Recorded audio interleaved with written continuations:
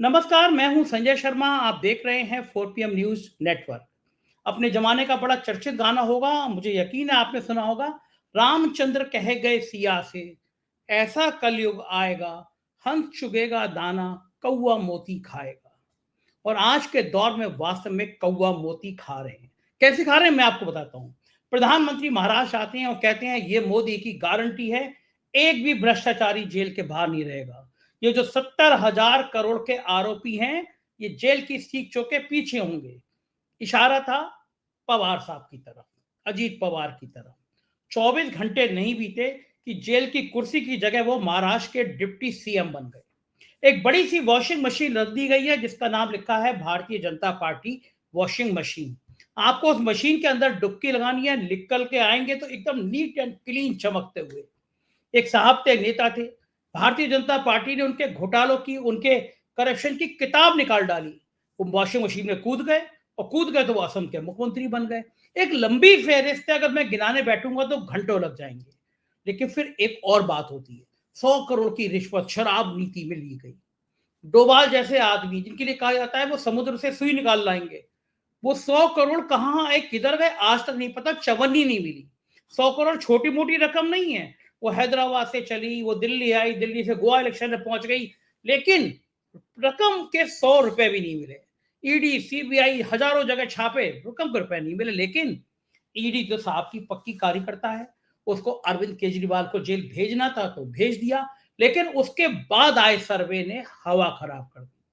सर्वे ने बताया, ABP news और सी वोटर के सर्वे ने बताया कि 52% लोगों की सहानुभूति केजरीवाल की तरफ बढ़ गई। मतलब दिल्ली की 7 लोकसभा सीटों पर बीजेपी का डिब्बा कहीं गोल ना हो जाए इस कदम से। और साहब का ये जो इलेक्ट्रॉल बॉन्ड का जो भ्रष्टाचार का ये डिब्बा खुला है, पूरी दुनिया में नाक नीची हो गई है। इस शराब कांड में जो गवाह बना है, पहले ईडी उसको रेड करती है, उसको गिरफ्तार करती है, लेकिन वो कहता है मेरी पीठ में दर्द है। उसको जमानत मिल जाती है, वो इलेक्ट्रॉल बॉन्ड करोड़ों के खरीदता है और भारतीय जनता पार्टी को दे देता है, और इसका गवाह बन जाता है। उसकी गवाही पे केजरीवाल गिरफ्तार हो जाते हैं। क्या क्या पिक्चर की स्क्रिप्ट है। लेकिन बड़ा सवाल यह है कि संघ कहां है।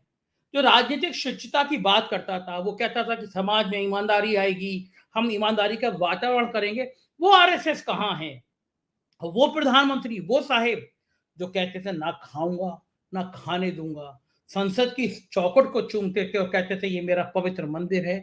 उस मंदिर के अंदर ये जो इलेक्ट्रल बॉन्ड का भ्रष्टाचार का डिब्बा खुला है, उसे साबित कर दिया कि ये आजादी के बाद का ये सबसे बड़ा घोटाला है। जिस दिन चुनाव आयोग ने अपनी वेबसाइट पे सारी लिस्ट डाली, उसी दिन केजरीवाल की गिरफ्तारी हो गई, जिससे गोदी मीडिया के चैनल और सोशल मीडिया पे उस बॉन्ड की बातें ना हो। तो क्या अब संघ प्रमुख की हैसियत बहुत कम हो गई है। मैंने बात करी देश के जाने माने पत्रकार अभय दुबे जी से।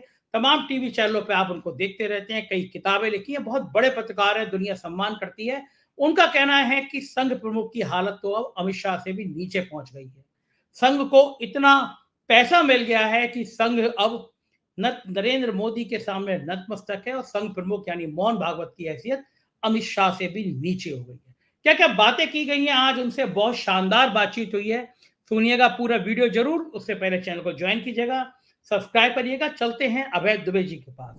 4 PM न्यूज नेटवर्क में स्वागत है अभय दुबे जी आपका। एक पिक्चर मैंने देखी थी जिसमें कत्ल हुआ था, लेकिन पूरी पिक्चर चली गई और फिर लास्ट तक लाश बरामद नहीं हुई, तो पता ही नहीं चल पाया कत्ल हुआ या नहीं हुआ। 100 करोड़ की रिश्वत, 100 करोड़ की रिश्वत। मैंने तो आज दिन में भी शो में कहा कि जिसके पास डोभाल जैसा जासूस हो, जासूस मैं इसलिए कर रहा हूँ कि डोभाल साहब के लिए कहते हैं अमेरिका हो, चीन हो, और समुद्र से भी सुई खोज के ले आते हैं, लेकिन वो 100 करोड़ कहाँ गए पता नहीं। एक लीक पे बनी बनाई लीक पे 100 करोड़, 100 करोड़, और केजरीवाल गिरफ्तार। लोग कहते हैं जिस दिन उसने विधानसभा में चौथी पास राजा की कहानी सुनाई थी, असल में अपनी गिरफ्तारी की पटकथा उस दिन लिख दी थी। और ये कोई पहली बार नहीं है। लोग कह रहे हैं कि तानाशाह ऐसे ही करते हैं। क्या केजरीवाल की गिरफ्तारी संकेत है ये तेजस्वी के लिए, अखिलेश के लिए, या बाकी नेताओं के लिए, और क्या इससे आम आदमी पार्टी को फायदा होगा या नुकसान। देखिए, आपने जो सबसे आखिर में सवाल पूछा है, मैं वहां से उसके जवाब से शुरू करूंगा। अभी जब हम और आप बात कर रहे हैं, उस वक्त एबीपी चैनल पर एक क्विक सर्वे चल रहा है। एक एक तुरंत सर्वे चल रहा है उसमें। और उस सर्वे में जो सी वोटर ने किया है एबीपी चैनल के लिए, और उसमें कई सवाल पूछे गए हैं। वो सवाल दिलचस्प है, मैं चाहता हूं कि वो 4 PM पे भी सवाल आए। वो तो एक सवाल ये पूछा गया है कि क्या इस गिरफ्तारी से आम आदमी पार्टी के पक्ष में कोई हमदर्दी पैदा होगी वोटरों के बीच में। तो 52% जवाब देने वाले कहते हैं कि आम आदमी पार्टी के पक्ष में इससे हमदर्दी पैदा होगी। दूसरा सवाल ये पूछा जाता है, क्या भारतीय जनता पार्टी को नुकसान होगा इससे या फायदा होगा। तो 48% से ज्यादा लोग कह रहे हैं कि भारतीय जनता पार्टी को इससे नुकसान होगा, ये जो हुआ है। तो अब इसी तरीके से उस और भी कई सवाल हैं, और लगभग हर सवाल जो है वो आम आदमी पार्टी के पक्ष में झुका हुआ है। इससे सीधा एक संकेत, हर सर्वे एक संकेत तो देता ही है। संकेत इससे स्पष्ट रूप से ये मिलता है कि ये अरविंद केजरीवाल को गिरफ्तार करके भारतीय जनता पार्टी ने अपने आप को सांसद में डाल लिया है। एक सवाल ये पूछा गया कि पंजाब में क्या आम आदमी पार्टी को हमदर्दी प्राप्त होगी। तो उसने कहा हाँ, पंजाब में आम आदमी पार्टी को इससे बहुत लाभ होगा। तो इसमें कहीं भी ऐसा नहीं लग रहा है कि अरविंद केजरीवाल की गिरफ्तारी से आम आदमी पार्टी को कोई राजनीतिक नुकसान होने वाला है। देखिए, ये मुख्य तौर पर राजनीतिक लड़ाई है जो कि कानून के औजारों के सहारे लड़ी जा रही है। और अरविंद केजरीवाल को पहले से पता था कि उन्हें गिरफ्तार किया जाएगा, इसीलिए उन्होंने पूरी पेशबंदी कर रखी थी। उन्होंने जनता के बीच में एक सर्वेक्षण, एक जनमत संग्रह कराया था, जिस जनमत संग्रह उन्होंने पूछा था हमें मुख्यमंत्री पद से इस्तीफा देना चाहिए या जेल में रह के सरकार चलानी चाहिए। उस जनमत संग्रह का उन्हें परिणाम ये मिला। उस जनमत संग्रह कहता है कि आपको जेल में रह के सरकार चलानी चाहिए, आपको इस्तीफा नहीं देना चाहिए। उन्होंने विधानसभा से विश्वास मत प्राप्त कर लिया। एक बार विश्वास मत प्राप्त कर लेती है, फिर 6 महीने तक आपके खिलाफ अविश्वास प्रस्ताव नहीं लाया जा सकता। उनकी जो दूसरी रैंक एंड फाइल के नेता हैं, जैसे आतिशी हैं, सौरभ भारद्वाज हैं, कैलाश गहलोत हैं, ये सब लोगों को पता है कि अब उन्हें क्या करना है। भगवंत मान सबको पता है कि अरविंद केजरीवाल जब जेल जाएंगे और जेल से सरकार चलाएंगे तो उन्हें क्या करना है, सबको ही मालूम है। अभी आम आदमी पार्टी की प्रवक्ता से पूछा गया, क्या ये मजाक बना रखा है आपने, जेल से कैसे सरकार चलाएंगे। उन्होंने कहा हम बिल्कुल चला लेंगे सरकार जेल से, कानून हमें सरकार चलाने से रोकता नहीं है, तो फाइलों पर दस्तखत कैसे करेंगे। उन्होंने कहा हर चीज पे होते हैं साइन। जब संजय सिंह को अपने PMLA फंड से अपने फंड से लोगों को पैसा रिलीज करना पड़ता है तो हम अदालत की परमिशन लेते हैं और हम उस पर दस्तखत करते हैं। यानी इन तमाम बातों के बारे में आम आदमी पार्टी ने सोच रखा है, योजना बना रखी है। और दूसरी बात जो मैं कहने जा रहा हूं वो ये है कि ये फैसला करना कि हम जेल से ही सरकार चलाएंगे, भले ही हमारे ऊपर कोई भी विपरीत टीका टिप्पणी करता रहा है, ये भारतीय जनता पार्टी को सांसद में डालने वाली रणनीति है। ये कैसे सांसद में डालेंगे रणनीति कि जब वो जेल से सरकार चलाएंगे, या तो भाजपा उन्हें जेल से सरकार चलाने देगी। अच्छा, अगर भाजपा उन्हें जेल से सरकार नहीं चलाने देगी तो भाजपा क्या करेगी। भाजपा लेफ्टिनेंट गवर्नर के जरिए एक रिपोर्ट मंगवाएगी गृह मंत्रालय को। उस रिपोर्ट के आधार पर कि यहाँ पर प्रशासन का काम ठीक से नहीं चल पा रहा है, यानी पूरा जो प्रशासन है वो ब्रेकडाउन हो गया है उसके अंदर, इसके आधार पर भाजपा गृह मंत्रालय 2 कदम उठा सकता है। पहला ये हो सकता है कि वो दिल्ली विधानसभा को सस्पेंड कर सकता है, दिल्ली विधानसभा को निलंबित कर सकता है। दूसरा कदम ये उठा सकता है कि विधानसभा को भंग कर सकता है। दोनों ही स्थितियों में लेफ्टिनेंट गवर्नर के हाथ में पूरा का पूरा शासन चला जाएगा और उसके बाद से ये सरकार भाजपा की सरकार मानी जाएगी। यानी अगले साल 2025 फरवरी तक, जबकि नए चुनाव होने वाले होंगे विधानसभा के, तब तक अगले 11 महीने में, अगले 10.5-11 महीने में दिल्ली के उपराज्यपाल ही दिल्ली की सरकार होंगे, वही सरकार चलाएंगे। और इस बीच में किया गया कोई किसी भी काम की जिम्मेदारी आम आदमी पार्टी की नहीं होगी। आपको याद है 2015 में क्या हुआ था, जब 2013 में पहली बार अरविंद केजरीवाल की अल्पमत की सरकार बनी, इसको कांग्रेस का समर्थन था, जो कुछ ही दिनों के बाद गिर गई।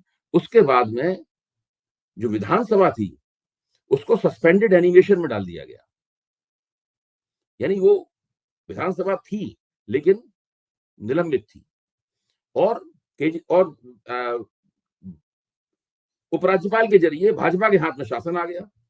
भाजपा ही सब जगह शासन चलाने लगे। वो उपराज्यपाल के पास जाते थे, जो चाहते उनसे काम करवाते थे।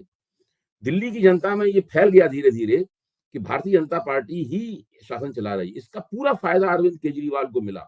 उन्होंने जमकर भाजपा के खिलाफ जो एंटी इनकम्बेंसी थी उसका इस्तेमाल किया और 2015 के चुनाव में भाजपा की 3 सीटें रह गई केवल विधानसभा। तो भाजपा के सामने लगातार भाजपा के नेता जो होते थे वो परेशान रहते थे कि भाई ये हमारा आलाकमान क्या कर रहा है। भाजपा तय नहीं कर पा रही थी कि अपनी सरकार बनाए या ना बनाए। भाजपा अपनी सरकार तो बना नहीं सकती, उसके तो केवल 8 लोग हैं या 7 लोग हैं भाजपा के, तो वो तो अपनी सरकार बना नहीं सकती। सरकार रहेगी अगर चुनी हुई तो वो आम आदमी पार्टी की ही रहेगी। जब आप विधानसभा को सरकार को बर्खास्त कर देंगे और विधानसभा को या तो निलंबित कर देंगे या उसको भंग कर देंगे, तो वो सरकार व्यवहारिक रूप से भारतीय जनता पार्टी की सरकार हो जाएगी। लेकिन वो एक ब्यूरोक्रेटिक गवर्नमेंट होगी, वो एक इलेक्टेड गवर्नमेंट नहीं होगी। और ऐसी सरकारों का हमेशा ही जो पार्टी जिम्मेदार मानी जाती है उसको नुकसान होता है। इसीलिए भाजपा हमेशा सांसत में रहती है।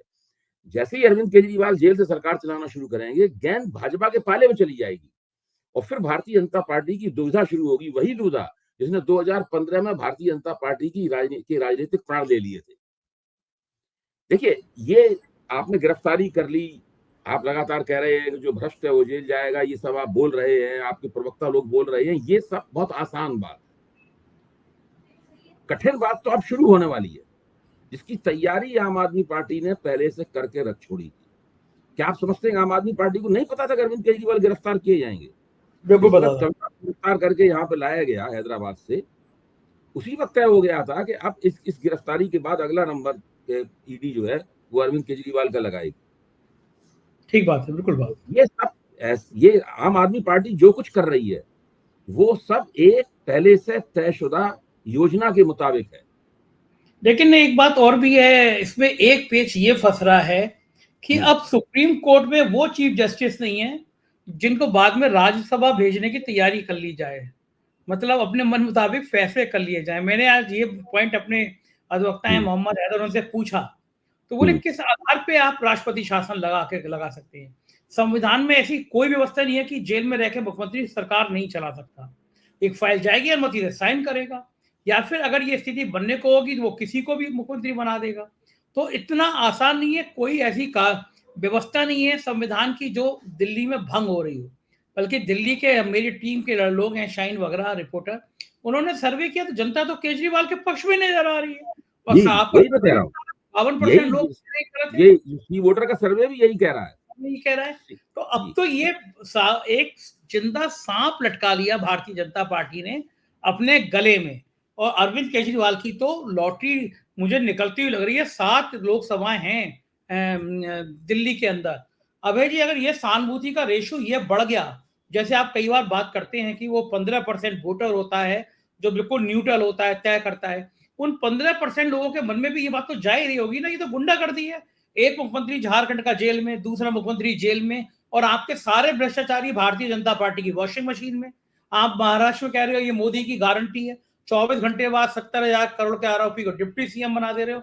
यानी जितने, अब तो कल से एक संगम गुप्ता के ने एक सम्मान किया, वो बीजेपी के गमछा डाला हुआ है, वो टेरर फंडिंग के आरोप में अभी जेल से निकल के आया है। चिन्मयानंद से लेके कुलदीप सेंगर तक एक लंबी लिस्ट है।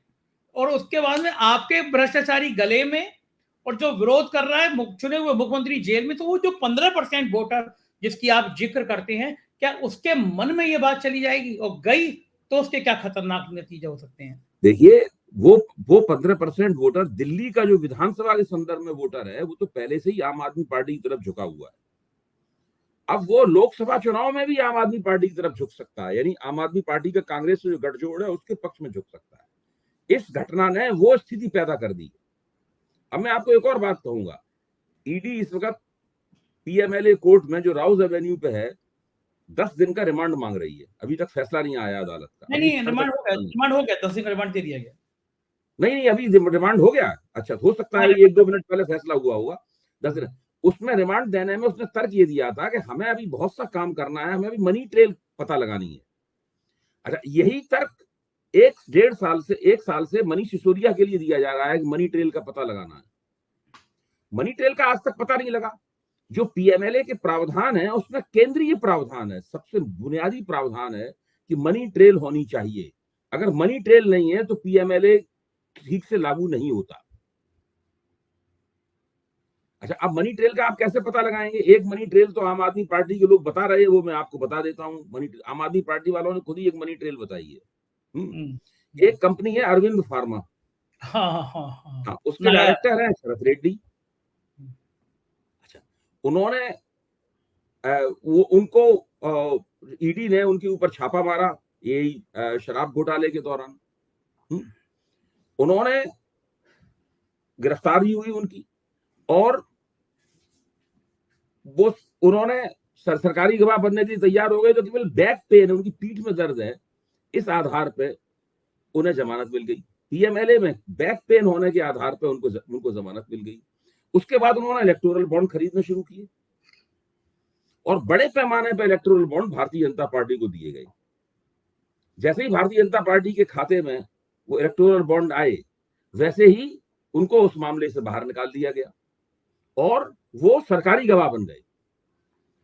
यानी एक व्यक्ति जो सरकारी गवाह बन जाता है, वो भारतीय जनता पार्टी को इलेक्टोरल बॉन्ड बड़े पैमाने पर खरीद के भेंट करता है, दान देता है इलेक्टोरल बॉन्ड का। अब ये मनी ट्रेल नहीं है क्या? ये तो ज्यादा बड़ी मनी ट्रेल है। और ये मनी ट्रेल चुनाव आयोग की वेबसाइट पे उपलब्ध है। इसके लिए ईडी को बहुत बड़ी तफ्तीश करने की जरूरत नहीं है। अच्छा, ये मनी ट्रेल एसबीआई ने दिया है, स्टेट बैंक ऑफ इंडिया ने दिया है, और चुनाव आयोग की वेबसाइट पे उपलब्ध है। अच्छा, अभी ये बताइए कि चोरी तो छोटा शब्द है, भारतीय जनता पार्टी ने इस इलेक्ट्रॉनिक बॉन्ड के जरिए, जो आपने उदाहरण दिया, ऐसे तमाम उदाहरण हैं, रिलायंस ने किस तरह एक बैंक कंपनी ने करोड़ों रुपए दिए, भारतीय जनता पार्टी ने तो डकैती डाली है। यानी ये चोर बदमाश जिनको पकड़ रहे हैं, ईडी पकड़ रही है, वो आते हैं, वो करोड़ों रुपए बॉन्ड में खरीद के देते हैं। ये तो सीधा सीधा भाजपा की डकैती है, और ना खाऊंगा ना खाने दूंगा वाला डायलॉग कहां चला जाएगा?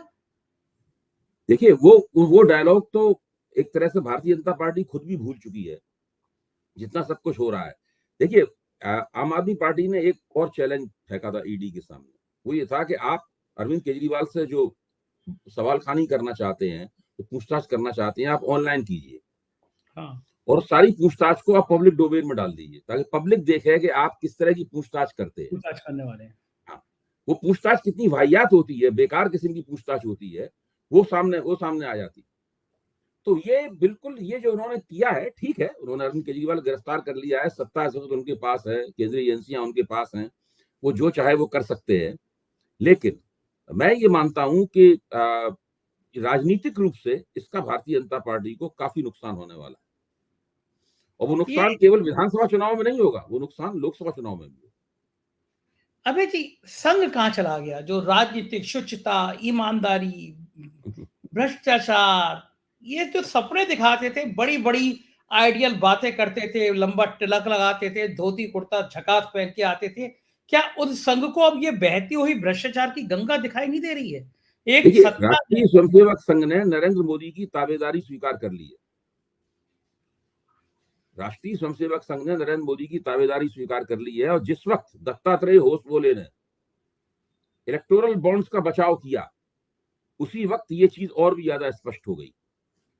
और इस ताबेदारी स्वीकार करने का पहला जो लक्षण या पहला जो सबूत मिला था, वो मिला था 2019 की पूर्व संध्या पर, जब नरेंद्र मोदी ने राम मंदिर के सवाल पर राष्ट्रीय स्वयंसेवक संघ का दबाव मानने से इनकार कर दिया था, और पैर राष्ट्रीय स्वयंसेवक संघ को वापस खींचना पड़ा, नरेंद्र मोदी ने अपना पैर नहीं खींचा। उसके बाद से नरेंद्र मोदी पूरी तरीके से हावी हैं।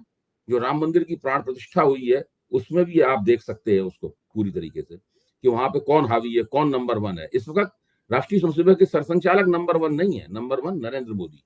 राष्ट्रीय सरसंचालक साहब का नाम तो उसके नीचे आता है। मेरे ख्याल से उनकी हैसियत अमित शाह से भी नीचे।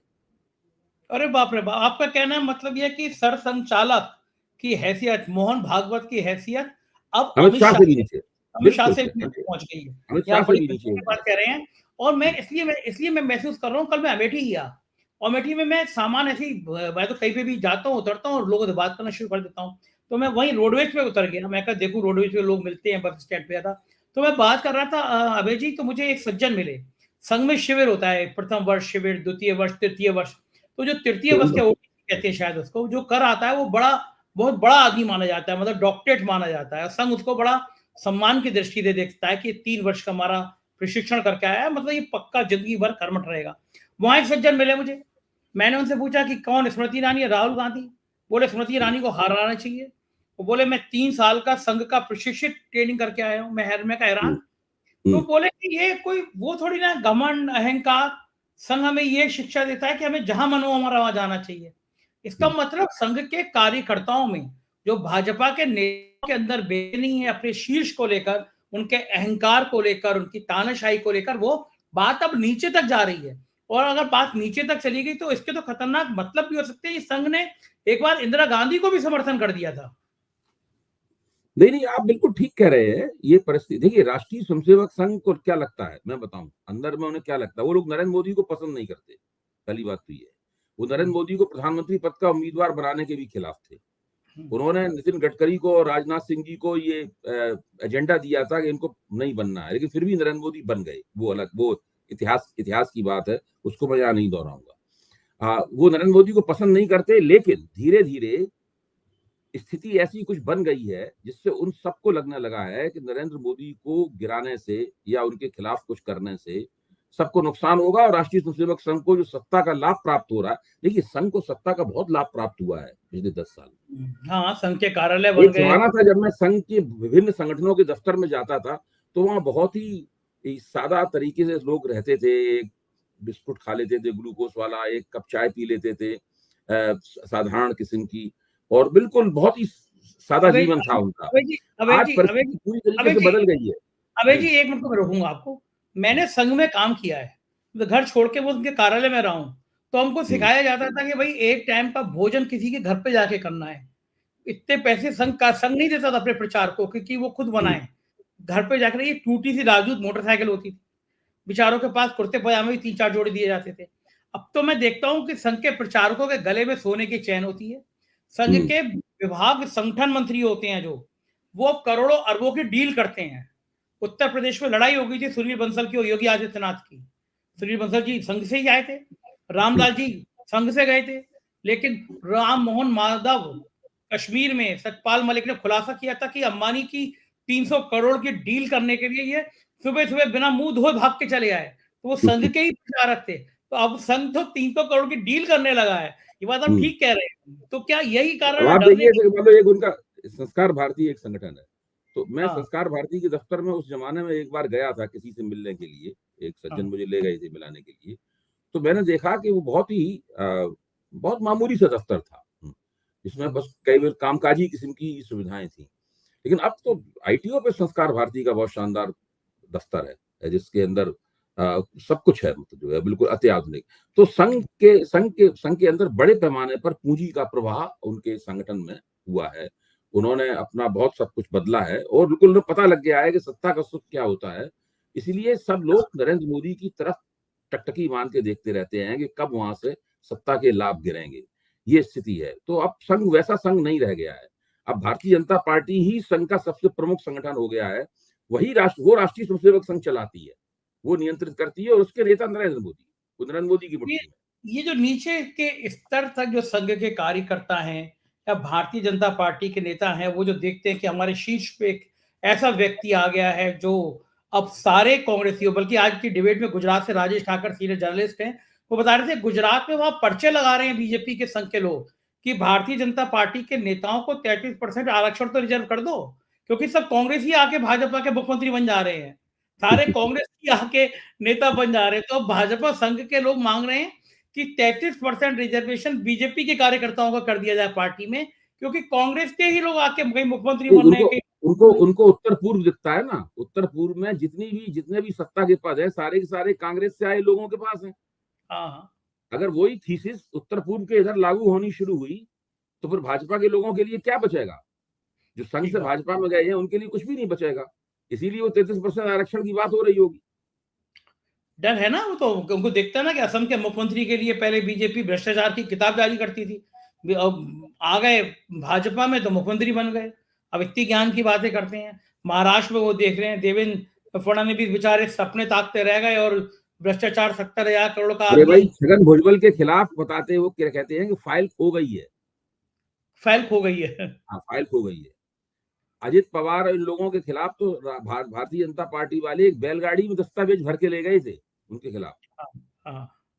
अब आज स्थिति ये है कि उनके यहाँ वो खजाना मंत्री हैं। वित्त मंत्री हैं। जी। कभी सोचा था आपने कि अभय जी, सोचा था 2014 में जब आए थे प्रधानमंत्री जी, संसद की चौखट चूम रहे थे कि ये मेरा मंदिर है, मैं ये सारे अपराधियों को खत्म कर दूंगा, फास्ट ट्रैक बनवा दूंगा, ना खाऊंगा ना खाने दूंगा बहनों भाइयों। कभी आपने सोचा था कि ये इसी सरकार में ऐसे भ्रष्टाचारियों का दानव बन जाएगी ये सरकार, कि इतना इतिहास में मुझे याद नहीं आता, तमाम बड़ी चीजें आई हैं, बोफोर्स आया, राफेल आया, यानी क्या क्या चीजें आई हैं, लेकिन जो इलेक्ट्रॉन बॉन्ड की जो सच्चाई निकल के आई है वो तो खौफनाक है, डराने वाली है। मतलब जो लोग बेईमान हैं, भ्रष्ट हैं, उनको ईडी, इनकम टैक्स से नोटिस दिलवा रहे हैं, फिर वसूली हो रही है। ये तो दाऊद का सेकंड रूप है, दाऊद इब्राहिम की तरह देखिए गैंग चला इसमें, रहा है। और जो भाजपा तर्क दे रही है वो तर्क कितने ढीले ढाले किस्म के तर्क हैं। भाजपा तर्क दे रही है हमको तो केवल 37% मिला है, 67 समथिंग परसेंट तो विपक्ष को मिला है। तो इस प्रकार के तर्क दे रही है भाजपा, उन्हें कहने के लिए उन्हें कुछ चाहिए। जबकि इलेक्टोरल बॉन्ड का पूरा मामला है कि आपने जो रुपया पहले बोरों में भर के आता था, हाँ, सत्ताधारियों को बोरों में भर के मिलता था, उस रुपए का आपने बैंक के जरिए आप और चेक के जरिए उस रुपए का उन्होंने लेना शुरू कर दिया। यानी आपने भ्रष्टाचार को एक संस्थागत रूप दे दिया और एक कानूनी जामा उसको भ्रष्टाचार को पहना दिया। और संघ इसका बचाव कर रहा है, संघ जो है इसका बचाव कर रहा है। भाजपा के लोग कह रहे हैं कि आप बताइए, हमारा ये जो हमने प्रणाली बनाई थी पिछली प्रणाली से बेहतर थी। यानी अगर हत्या को कानूनी ठहरा दिया जाए तो हत्या नहीं रह जाएगी। तो ये जो स्थिति है उसने पूरी तरीके से इन लोगों की पोल खोल के रख दी है। ये इनके ऊपर चिपकने वाला इतना बड़ा भ्रष्टाचार है जिसका ये जवाब नहीं दे पाएंगे कभी भी। और देखिए इस तरह के बड़े बड़े मामले होते हैं, इनके फौरी नुकसान भी होते हैं और इनके दूरगामी नुकसान भी होते हैं। अबे जी देखिए वो गाना जो आदमी पाप करता है उसकी आत्मा पे भी उसका चिन्ह पड़ जाता है। बिल्कुल वो ठीक चिन्ह बात है। शुरू में भले ना दिखाई पड़े, लेकिन देर में वो जरूर दिखाई पड़ता है। अबे जी याद है आपको गाना आया था, रामचंद्र कह गए सिया से, ऐसा कलयुग आएगा वो हाँ। आएगा, राम हंस चुगेगा दाना, कौआ मोती खाएगा। क्या आपको नहीं लग रहा है वो दौर आ गया है कि नहीं, हम वही मोती खा रहा है। कौए सही मोती बात। खा रहा है? लेकिन क्या 2024 में इस कौए की शक्ल दिखाई देगी जनता को, यूथ को, नौजवानों को, कि देश हो क्या मुझे रहा है? लगता है कि अभी आज एक मिंट अखबार ने मेरा एक इंटरव्यू लिया था, तो उन्होंने कहा था कि would you tell us that whether this election is going to be a done deal? तो मैंने कहा नहीं ये डन डील नहीं है। ये इस इलेक्शन में ऐसी स्थिति नहीं है कि इलेक्शन का नतीजा पहले से घोषित किया जा सके। देखिए परिस्थिति धीरे धीरे बदल रही है और ये जो इलेक्टोरल बॉन्ड वाले मसले ने, अरविंद केजरीवाल की गिरफ्तारी के मसले ने, इन तमाम मसलों ने स्थिति में एक बहुत ही नाटकीय मोड़ ला दिया है। जो अरविंद केजरीवाल की गिरफ्तारी के बाद जो सर्वे आया है सी वोटर का, वो सर्वे आंखें खोल देने वाला है। ये सर्वे त्वरित सर्वे होते हैं, उनके ऊपर 100% विश्वास तो नहीं किया जा सकता, लेकिन इससे एक धारा पता लगती है, एक संकेत मिलता है और इसमें बहुत मजबूत संकेत, बहुत धारा निकल के आई है कि किस तरीके से ये दांव पूरी तरीके से भारतीय जनता पार्टी के उल्टा पड़ने वाला है। बिल्कुल ठीक बात है, बिल्कुल ठीक बात है। बहुत मजा आया आज की बातचीत में। बहुत बहुत शुक्रिया अभय जी, समय देने के लिए धन्यवाद। तो ये थे अभय दुबे जी। आपने सुना राजनीति की कितनी विस्तार से चर्चा करी। मुझको यकीन है ये बातचीत आपको पसंद आई होगी। अपनी राय जरूर बताइएगा, हमें अवगत कराइएगा। शुक्रिया, थैंक यू।